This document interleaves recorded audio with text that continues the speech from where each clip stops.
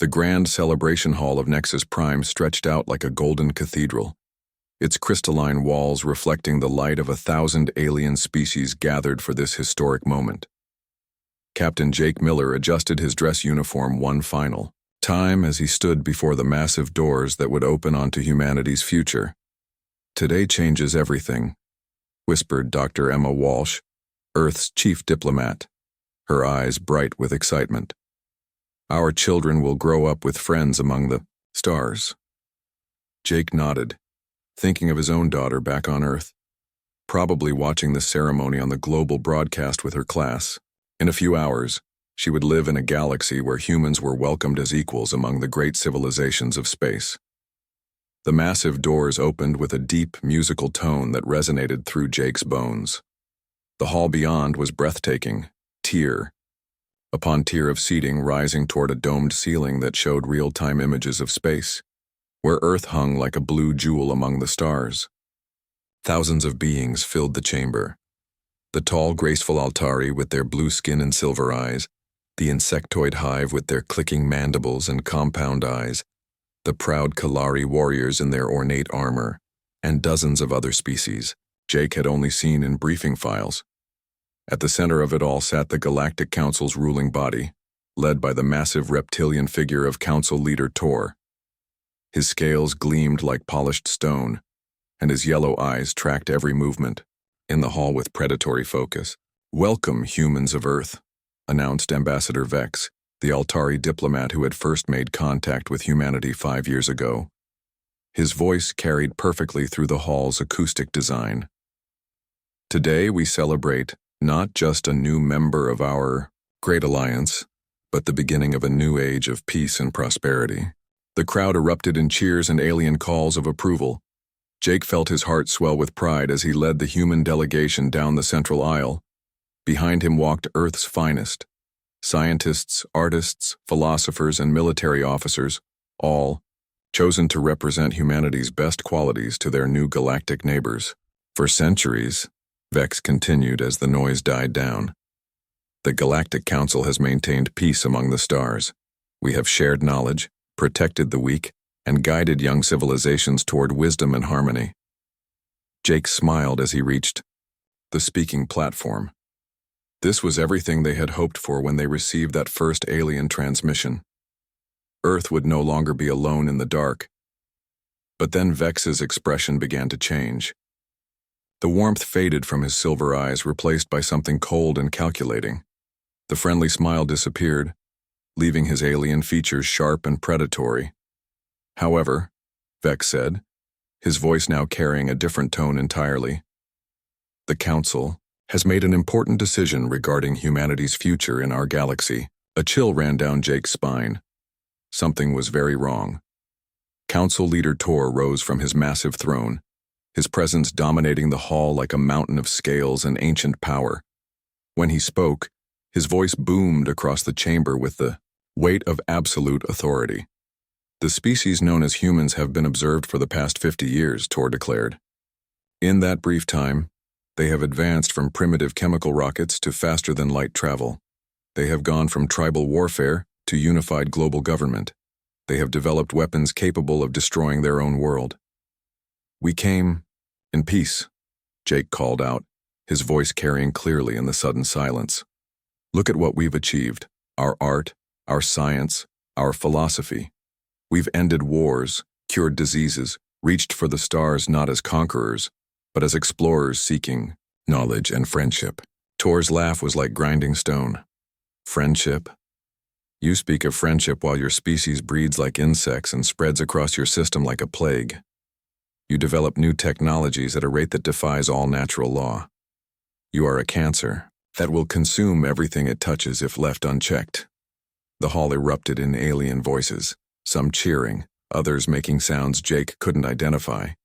But he heard no voices raised in humanity's defense. "The vote has been cast," Tor continued, his yellow eyes fixed on Jake with reptilian indifference. "It was unanimous among all 47 member species. Humanity represents an existential threat to galactic stability and must be contained." "Contained?" Dr. Walsh stepped forward, her voice shaking with disbelief. "What does that mean?" Vex answered, and now his voice held no trace of the warmth that had welcomed humanity to the stars.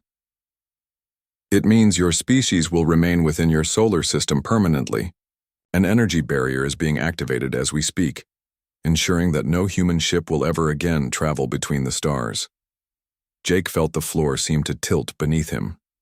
Through the hall's great windows, he could see Earth's small diplomatic fleet in orbit around Nexus Prime, 3 ships carrying the hopes and dreams of an entire species. Then the ships exploded. The detonations were silent in the vacuum of space, but their light filled the hall like miniature suns. Jake watched in horror as humanity's first interstellar vessels became expanding clouds of debris and vapor, taking with them the crews who had volunteered for this historic mission.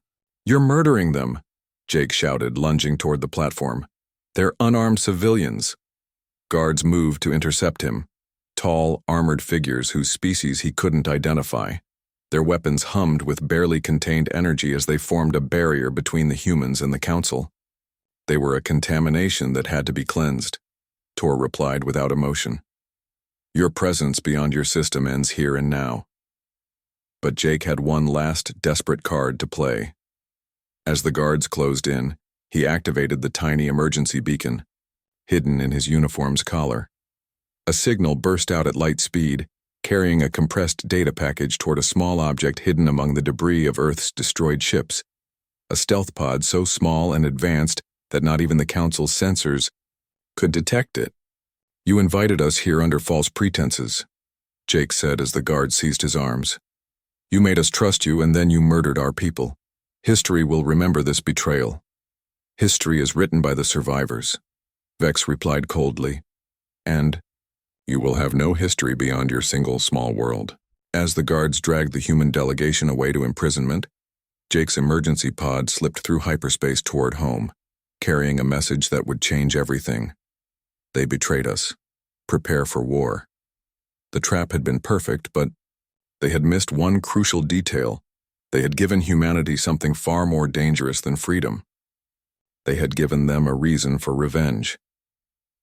The emergency session of Earth's Global Defense Council convened in the deepest bunker beneath the Rocky Mountains, 3 kilometers of solid rock protecting the meeting from any possible alien surveillance. President Lisa Carter looked around the circular table at faces she had hoped would never need to be gathered under these circumstances. "Play it again," she ordered quietly. Jake's message filled the holographic display for the 4th time in the past hour. His face was haggard, his uniform torn, but his voice was steady as he delivered humanity's death sentence. "They betrayed us. The whole thing was a trap. The Council has voted unanimously to imprison our species within the solar system permanently. They've activated some kind of energy barrier. They destroyed our ships and murdered our people. Lisa, they were never going to accept us as equals. We were always meant to be caged." The message ended, leaving the war room in heavy silence. "Confirmed reports from our deep space monitoring stations," Admiral Rick Stone said, his weathered face grim with suppressed anger. "There's an energy field surrounding our entire solar system now. Nothing gets in or out. We tested it with 3 probe ships. They just stopped, dead in space at the barrier's edge." Dr. Ben Hayes, Earth's chief scientist and Jake's former colleague, looked up from his data tablet with hollow eyes. "The energy readings are incredible. This isn't just a barrier. It's a prison built with technology centuries ahead of our current capabilities. Maybe we can negotiate," suggested Ambassador Maria Santos, though her voice lacked conviction. "Send another diplomatic mission. Try to find some council members who might be reasonable." "With what ships?" Admiral Stone interrupted, his voice sharp. "They destroyed everything we had out there, and even if we could build new ones, that barrier would stop them cold. We're trapped, pure and simple." President Carter stood slowly, her decision crystallizing as she spoke. "No, we're not trapped. We're contained. There's a difference." She walked to the room's most secure terminal, a device that existed on no network and could only be activated with her personal authorization codes. Her fingers moved across the keys with steady precision. "Ma'am," Admiral Stone said carefully, "what are you doing?" "I'm activating Project Titan," Carter replied without looking up. The room fell dead silent.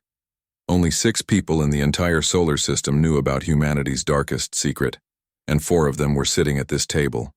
That project was classified beyond top secret, Dr. Hayes whispered. It was supposed to remain theoretical forever. Forever ended about 4 hours ago, Carter replied as the system accepted her codes. Throughout the solar system, deeply buried installations began receiving a signal they had never expected to hear. Admiral Stone leaned forward, his voice urgent. "Ma'am, you realize what you're authorizing? Project Titan wasn't designed for exploration or defense. Those ships were built for one purpose only." "I know exactly what they were built for," Carter said quietly. "War. Deep in the asteroid belt, hidden within hollowed-out rocks that had drifted unseen for decades, massive doors began opening for the first time. Commander Anna Cross stood on the bridge of the facility designated Titan 7, watching as her life's work finally came online. "Fusion cores are responding perfectly," reported her chief engineer. "All stealth systems are active and stable. Phase shift drives are ready for initial testing." Anna nodded, feeling a mixture of pride and dread.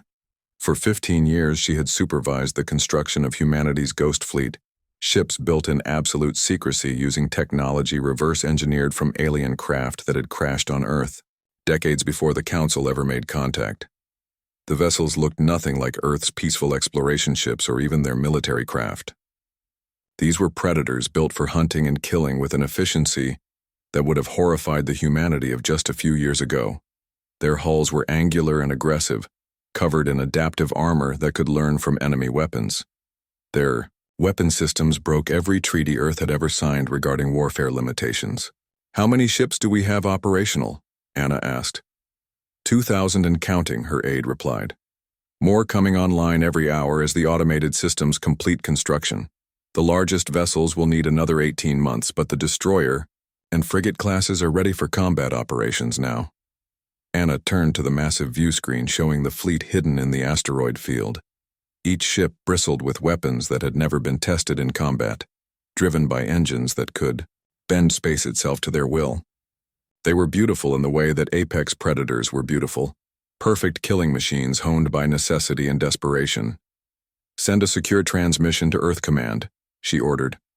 "Tell President Carter that humanity's fangs are almost ready to show." Back in the war room, Carter received Anna's message with grim satisfaction. Around the table, her advisors struggled to process the magnitude of what they were learning. "How long have these ships been under construction?" Dr. Hayes demanded. "How could we keep something this massive secret?" "Because we learned from history," Admiral Stone replied. "Every civilization that's ever survived a first contact scenario had contingency plans. We hoped we'd never need them. And now we do," Carter said simply. "The Council wanted to see us as monsters threatening galactic peace. Well, they're about to discover what real monsters look like when you back them into a corner." "Ma'am," Ambassador Santos said desperately, "surely there has to be another way. Diplomatic pressure, economic sanctions." "Sanctions?" Stone's laugh was bitter.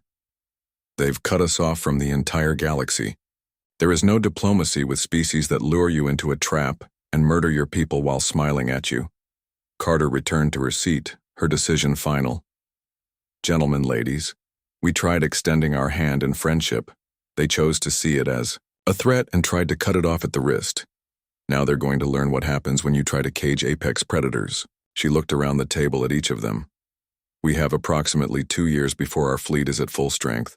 2 years to plan, to prepare, and to decide exactly how we're going to repay the galaxy's hospitality."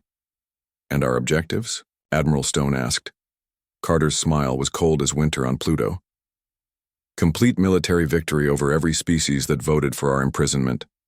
We're going to tear down their precious council and rebuild this galaxy's power structure with humanity at the top." That's genocide," Dr. Hayes whispered. "No," Carter corrected. "Genocide would be wiping out their species entirely. We're just going to remove their ability to ever threaten us again. They wanted to see us as barbarians? Fine. We'll Show them what barbarians with advanced technology can accomplish. As the meeting broke up and Earth's leaders scattered to their various preparations, one thought echoed in every mind. The species that had tried to cage humanity was about to learn that some things became infinitely more dangerous when trapped. In the depths of space, hidden fleets continued their silent construction, building the tools of vengeance one ship at a time.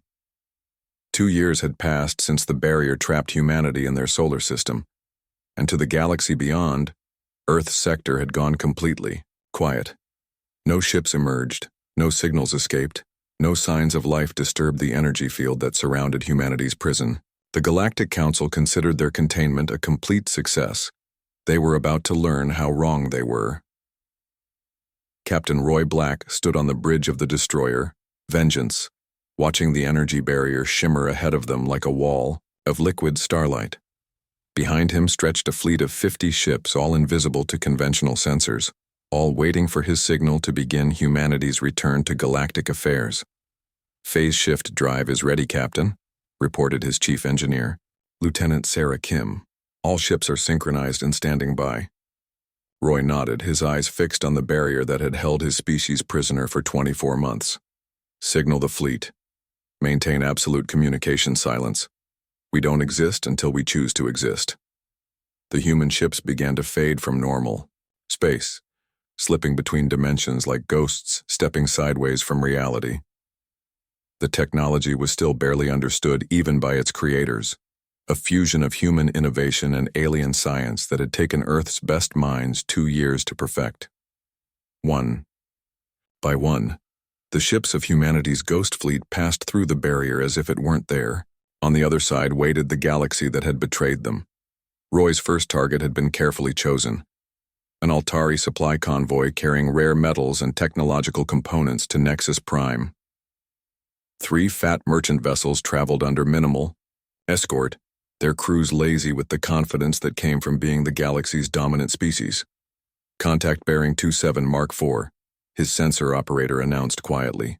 3 merchants, 2 light escorts, just like intelligence predicted. "Weapons status?" Roy asked. "All systems hot and ready. Plasma cannons charged, torpedo tubes loaded with quantum warheads." Roy smiled without humor. The aliens had never faced weapons like these. Armaments that could tear through their energy shields like paper and turn their hulls into expanding clouds of superheated plasma. "Take us in. No survivors, no evidence, no mercy."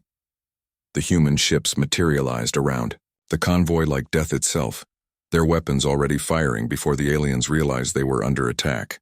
The escort vessels died first, their proud energy shields collapsing instantly under the brutal efficiency of human plasma cannons. The merchant ships tried to run, their crews screaming warnings across communication channels that would never be received. Roy watched dispassionately as his weapons officers methodically destroyed each vessel, ensuring that nothing remained but drifting debris. "Captain," his communications officer reported, "we're receiving a surrender signal from the lead merchant." "Put it through." The alien captain appeared on the main screen, a typical Altari with blue skin and silver eyes now wide with terror. Behind him, Roy could see his bridge crew frantically working at damaged stations. "Please," the alien captain begged. "We surrender. We were just following trade routes. We have families." "So did the crews you murdered at Nexus Prime," Roy replied coldly. "The difference is they were unarmed diplomats. You're part of a military supply chain supporting our imprisonment. But we're civilians. There are laws of war." "Your council broke those laws when they lured us into a trap," Roy cut him off. "You wanted to treat us like animals. Now you get to learn what happens when animals escape their cage." The final torpedo struck the merchant vessel amidships, breaking it in half in a brilliant flash of nuclear fire.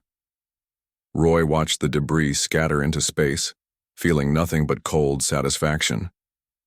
"All ships phase shift and move to the next target," he ordered. "Remember, we're ghosts. We strike from nowhere and disappear just as quickly." Across 3 sectors of space, similar scenes played out over the following weeks. Human raiders struck with surgical precision at military convoys, supply lines, and communication relays. They left no survivors and took no prisoners, vanishing before reinforcements could arrive. The effect on galactic society was immediate and terrifying. The proud Kalari warriors, who had boasted they could defeat any human force, found their battle fleets torn apart by invisible enemies. Entire squadrons of their finest ships would simply disappear, found later as debris fields with no indication of what had destroyed them. The insectoid hive reported even worse losses. Their colony ships, massive vessels carrying thousands of settlers to new worlds, began going dark with no explanation. Search parties would find the ships drifting empty in space. Their crews vanished without a trace. How can humans be attacking us? Council Leader Tor demanded during an emergency session. They're contained in their system. The barriers are holding. Sir, his aide reported nervously. Long-range sensors are detecting massive energy signatures moving through hyperspace. The patterns don't match any known drive technology. Impossible, snarled the Kalari military representative. Humans are primitive. They couldn't have developed anything we can't detect. That was when the alarms began screaming. Above Nexus, Prime, space suddenly filled with human warships as Admiral Stone's main fleet phase-shifted into normal reality. The massive vessels hung in space like dark thunderclouds, their weapons trained on the Council's capital world below. The alien ships in orbit, a mix of Council security forces and visiting diplomatic vessels, found themselves hopelessly outgunned. Human dreadnoughts the size of small cities emerged from nothingness, their hulls bristling with weapons that made the aliens' most advanced technology look like museum pieces. This is Admiral Richard Stone of the Terran Defense Force, his message, broadcast across all frequencies. 2 years ago, your council lured humanity into a trap under the pretense of friendship. You murdered our diplomats, destroyed our ships, and imprisoned our entire species. The alien defenders tried to respond, but their communications were being jammed by technology they didn't understand. You wanted to cage us like dangerous animals. Stone continued, his voice cold as interstellar space. Instead, you gave us 2 years to become something far worse than you ever imagined. You created the very monsters you claimed to fear. On the planet below, alien civilians looked up at the sky where human ships blocked out the stars. The same species they had cheered to see imprisoned now held their homeworld hostage with weapons beyond their comprehension. We tried peace, Admiral Stone concluded. You chose war. Now face the consequences of your betrayal. In the depths of space, thousands more human ships waited in the shadows, ready to begin the systematic destruction of every species that had voted for humanity's imprisonment. The galaxy was about to learn that some cages were meant to keep the universe safe from what was inside, and humanity had just broken free. The galaxy burned. What had begun as surgical strikes by human ghost fleets exploded into total warfare, as thousands of Terran vessels emerged from hyperspace shadows across 50 star systems. The species that had dismissed humanity as primitive found themselves facing a war machine that defied every law of galactic combat. Captain Tom Reed led, his bomber wing through the shattered remains of Kalari Prime's orbital defense network. The proud warrior race had boasted their shields could stop any attack, their weapons could destroy any enemy. Their defensive platforms now drifted through space as twisted metal and cooling plasma. Target the command station, Tom ordered his pilots as they dove toward the massive structure that had once coordinated the system's defenses. Primary weapons only. I want something left for the Marines to interrogate. The human plasma cannons fired in perfect synchronization, their beams slicing through the station's armor like a knife through paper. The structure listed and began, venting atmosphere, its proud Kalari crew scrambling for escape pods that would never reach safety. Sir, his wing commander reported, the planet's surface batteries are trying to lock onto us. Tom almost laughed. The aliens still didn't understand what they were facing. Activate adaptive countermeasures. Let them waste their ammunition. The Kalari defense computers had been programmed with data on human weapons and tactics from 2 years ago, information that was now completely useless. Every shot they fired was analyzed, cataloged, and countered by human systems that evolved with each engagement. Below on the planet's surface, Kalari civilians watched their supposedly Invincible military crumble before the human assault. The warriors who had proudly voted to cage humanity now cowered in bunkers, sending desperate pleas for reinforcement to allies who were fighting for their own survival. Colonel Kate Swift's Marines stormed through the corridors of Council Station 7, the most heavily defended installation in the Altari home system. Their adaptive armor shifted and flowed around enemy energy blasts, each impact making the protective system stronger and more resistant.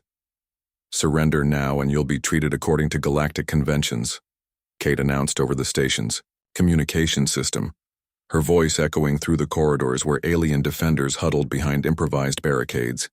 "Never," came the defiant reply from the station commander, his translator giving his words a mechanical edge.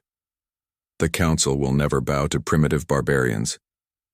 Kate's smile was invisible behind her helmet's faceplate, but her troops could hear the dark amusement in her voice. "Wrong answer, but I admire your spirit. Too bad your weapons can't match it." Her Marines moved like a force of nature through the station's defensive positions. Every corridor they cleared was added to their tactical database and shared instantly with human forces across the galaxy. Every weapon they encountered made their armor adapt and improve. Every defense they overcame became knowledge that strengthened the entire human war effort. The station's commander lasted exactly 17 minutes after his defiant refusal, before Kate's forces breached his command center. She found him cowering, behind an overturned desk, his blue skin pale with terror. "You said you'd never bow," Kate observed clinically. "Looks like you've changed your mind." In the depths of space, Admiral Stone watched the battles from the bridge of his flagship Retribution. The holographic displays showed human victories on dozens of worlds simultaneously, a coordinated assault that was dismantling the galaxy's power structure system by system. "Sir," his communications officer reported, "we're receiving surrender requests from 12 star systems. They want to negotiate terms." Stone's expression didn't change. Too late for negotiations. They had their chance for diplomacy 2 years ago. "Admiral," his aide pressed, "some of these systems barely participated in the Council vote. Their military contributions were minimal." "Their votes were still cast," Stone cut him off. "Every species that supported our imprisonment shares responsibility for what followed. They can live with the consequences of their choices." The Altari, homeworld's planetary shields, the most advanced defensive system in the galaxy, collapsed under sustained bombardment from human siege weapons.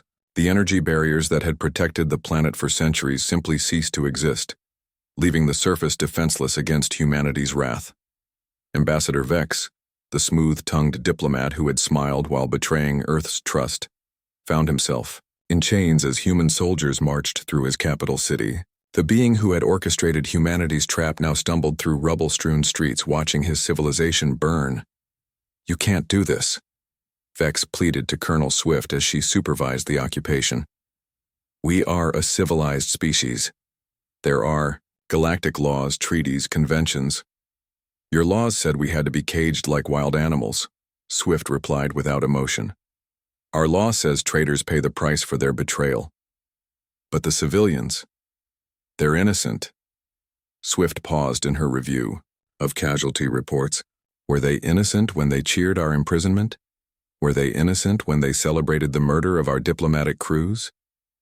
Vex had no answer for that. Ancient council worlds that had ruled the galaxy for millennia watched their fleets die in the void of space. The energy weapons that had dominated galactic warfare for centuries proved completely inadequate against human adaptive defenses that learned and evolved with each engagement. The insectoid hive's queen mother, whose species had existed since before most galactic civilizations learned to use fire, sent increasingly desperate messages to her scattered fleets. But there was no coordinating a defense against an enemy that struck from hyperspace without warning and vanished just as quickly. "They're not fighting like any species we've encountered," reported her chief military advisor, his compound eyes reflecting the light of burning hive ships on the tactical display. "They adapt to our tactics faster than we can change them. Every engagement makes them stronger." The Queen Mother clicked her mandibles in frustration. "They're learning from us. Each battle teaches them more about how to kill us efficiently." "Yes, Your Majesty, and they're sharing that knowledge instantly across their entire military. What one human ship learns, they all know within minutes.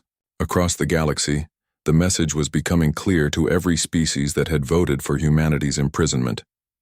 The caged animals had become apex predators, and they were systematically hunting down everyone who had wronged them.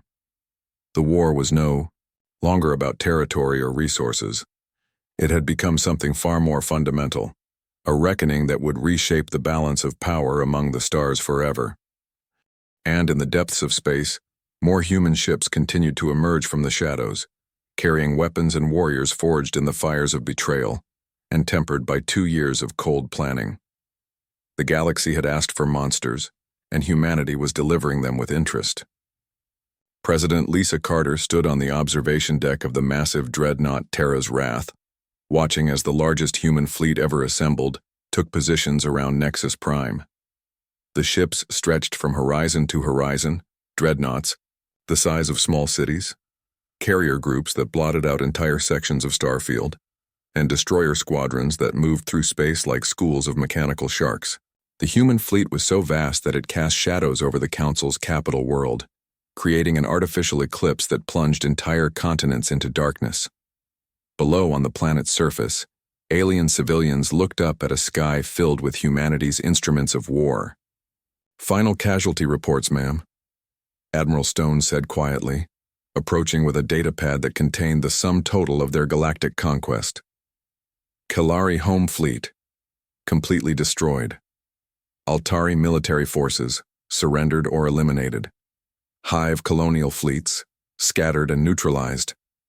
43 of the original 47 Council species have either surrendered unconditionally or been reduced to military irrelevance. Carter nodded without taking her eyes off the planet below.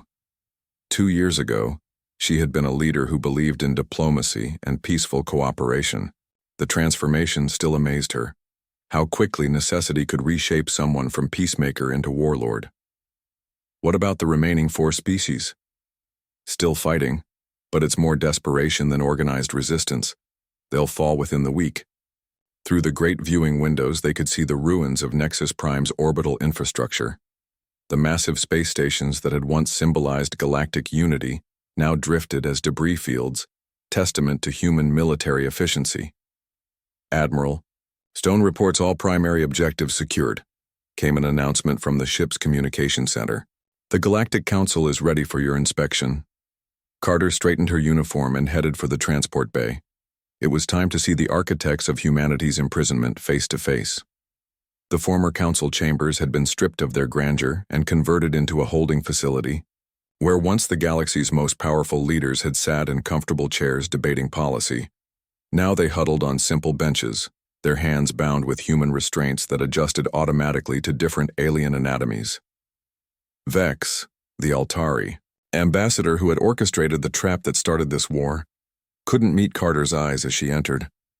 His blue skin had faded to an unhealthy gray, and his silver eyes darted nervously around the room like a trapped animal looking for escape. Council leader Tor, the massive reptilian who had pronounced humanity's sentence with such confidence, now seemed diminished and old. His proud scales were dull with defeat and his powerful voice had been reduced to whispers. "President Carter," Tor said as she approached, We need to discuss terms." "Terms?" Carter's voice carried no emotion at all. "You mean like the terms you offered humanity when you sentenced us to permanent imprisonment?" "That was different," Vex interjected desperately. "You were an unknown quantity, a potential threat. We came to you in peace." Carter cut him off. "We offered you our friendship, our knowledge, our culture. We wanted to be partners in building a better galaxy. And we made a mistake," Tor admitted, his voice breaking slightly. "We were wrong to fear you, wrong to imprison your species. We can fix this. Full council membership, complete technology sharing, reparations." "You still don't understand," Carter said, walking to the great window that overlooked Nexus Prime's capital city. Human soldiers patrolled the streets below while alien civilians watched in fearful silence. "Understand what?" Vex asked. Carter turned back to face them, and they saw something in her expression, that made them all recoil instinctively. We're not here to negotiate our membership in your council. We're here to dissolve it permanently. The alien leaders stared in shock. The Galactic Council had ruled for over 1,000 years, maintaining peace and order across hundreds of civilizations.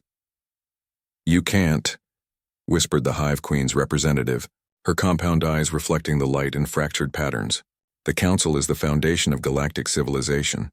Without it, there would be chaos. There was already chaos, Admiral Stone said from behind Carter. You just called it order, because it suited your purposes. Carter nodded toward the window. From now on, this sector of space, the core systems that once formed the heart of Council territory, will be administered directly by Earth.